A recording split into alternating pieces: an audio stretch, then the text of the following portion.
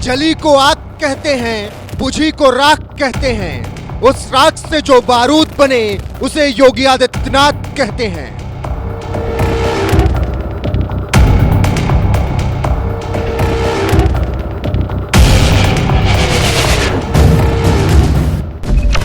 अगर उनके पास atom bomb है तो हमारे एटम बम क्या फ्रिज में रखने के लिए हैं?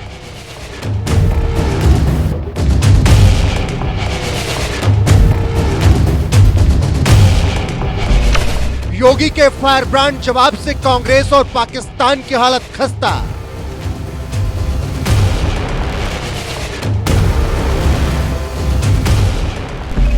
वक्त आएगा तो इतना बम मारा जाएगा कि पूरा पाकिस्तान धुआं धुआं हो जाएगा।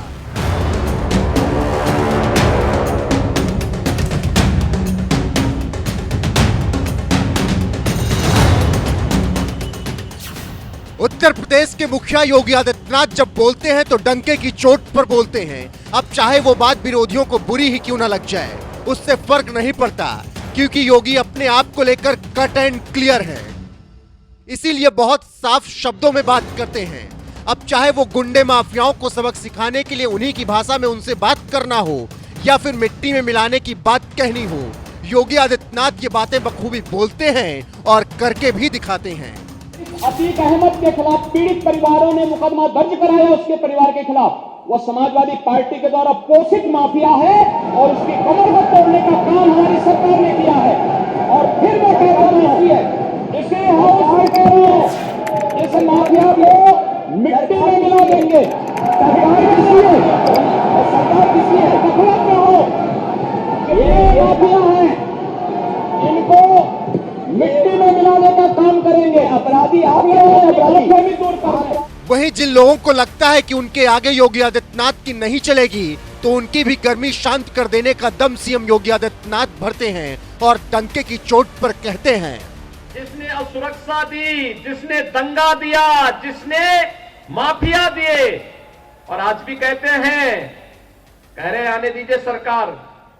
हमने कहा कभी नहीं हो रही, कवायद के दिन तक भी तुम्हारी जो है, कयामत के दिन तक भी तुम्हारा ये सपना साकार नहीं होने वाला है, ये मान करके चल लो। लेकिन ये देख लो, 10 मार्च के बाद ये पूरी गर्मी शांत करवा देंगे। यही वजह है कि 2017 से यूपी की सत्ता संभाल रहे योगी आदित्यनाथ का भौकाल लगातार बुलंद होता जा रहा है और आज ये वक्त आ गया है कि देश भर में उनकी डिमांड खूब बढ़ रही है। मौजूदा लोकसभा चुनाव में सीएम योगी लगातार यूपी में प्रचार करने के साथ ही साथ देश के अलग अलग राज्यों में जाकर बीजेपी के लिए प्रचार कर रहे हैं। इस बीच वो तमाम इंटरव्यू भी दे रहे हैं, जिसमें गुंडे माफियाओं को चेतावनी देने के साथ ही साथ विरोधी लोगों और भारत विरोधी देशों को भी कड़ी चेतावनी दे रहे हैं। योगी दुनिया को साफ संदेश दे रहे हैं कि अगर भारत को छेड़ोगे तो भारत छोड़ेगा नहीं, क्योंकि यह नया भारत है, यह मोदी का भारत है।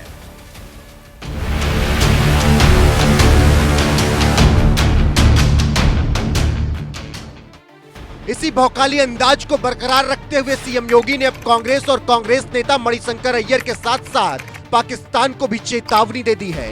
दरअसल कांग्रेस के वरिष्ठ नेता मणिशंकर अय्यर ने पाकिस्तान को लेकर एक बयान दिया, जिसमें मणिशंकर अय्यर ने कहा, भारत को पाकिस्तान की इज्जत करनी चाहिए क्योंकि उसके पास परमाणु बम है।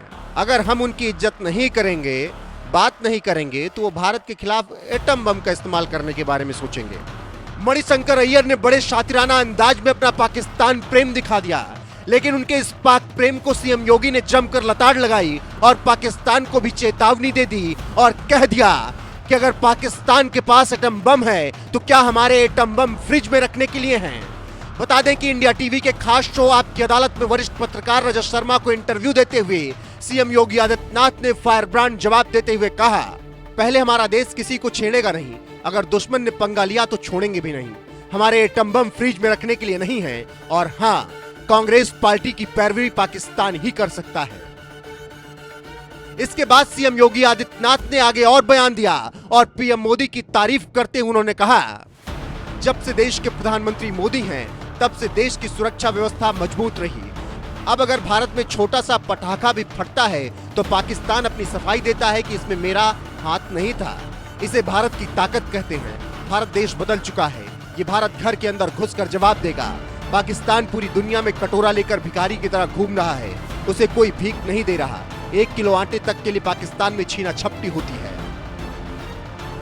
पाकिस्तान के हिमायती बनने चले कांग्रेसी मणिशंकर अय्यर को कुछ इस तरह से मुंहतोड़ जवाब दिया योगी आदित्यनाथ ने और पाकिस्तान को भी चेतावनी दे दी, भारत के एटम बम फ्रिज में रखने के लिए नहीं है, वक्त आएगा तो इतना बम मारा जाएगा कि पूरा इलाका धुआं धुआं हो जाएगा।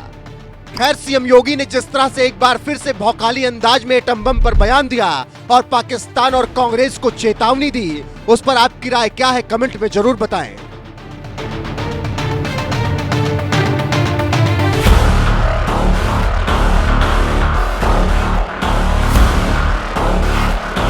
कांग्रेस की सरकार के समय क्या होता था? आतंकवाद होता था। मुंबई विस्फोट हुए थे, कांग्रेस के लोग क्या कहते थे? यूपीए सरकार कहती थी आतंकवादी सीमा पार के हैं। अरे सीमा पार के हैं तो आपकी मिसाइल कब के लिए है? जैसे मोदी जी ने एयर स्ट्राइक करके सीधे पाकिस्तान के अंदर घुस करके आतंकवाद को पूरी तरह तबाह किया।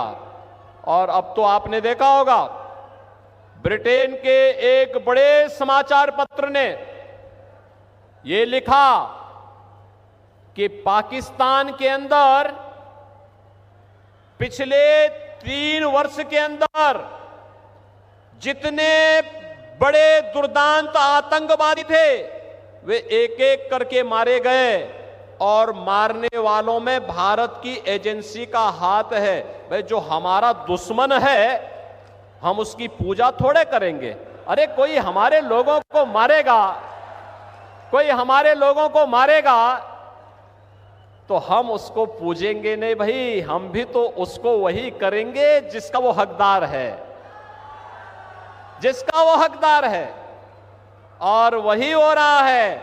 और अब तो पाकिस्तान को, पाक अधिकृत कश्मीर को बचाना मुश्किल हो रहा है। आप देखना, चुनाव के बाद मोदी जी को तीसरी बार प्रधानमंत्री बनने दीजिए, अगले 6 महीने के अंदर आप देखेंगे कि पाक अधिकृत कश्मीर भी भारत का हिस्सा हुआ। ये इसके लिए हिम्मत चाहिए होती है, हिम्मत, दम हो तभी ये काम हो सकता है। ये कांग्रेस की तरह नहीं, इंडी गठबंधन के नेताओं की तरह, उनके घटक दलों की तरह नहीं कि हम आतंकवाद पर कुछ नहीं कर सकते क्योंकि ये तो पाकिस्तान से, यही तो बोलते थे ये लोग। आज अगर वह कुछ करता है तो वो थोड़ी सी टेढ़ी नजरों से देखता क्या है कि उससे पहले कि वो भारत की तरफ नजरें टेढ़ी करे, उसकी नजरों को ही निकाल करके बाहर कर दिया जाता, कहा जाता चुप, ये नहीं चलेगा। बहनों और भाइयों, ये नया भारत है, बिना रुके, बिना डिगे, बिना हटे, बिना डरे आज मोदी जी के नेतृत्व में विकास की जिस यात्रा को आगे बढ़ा रहा है, आप सबके सामने है।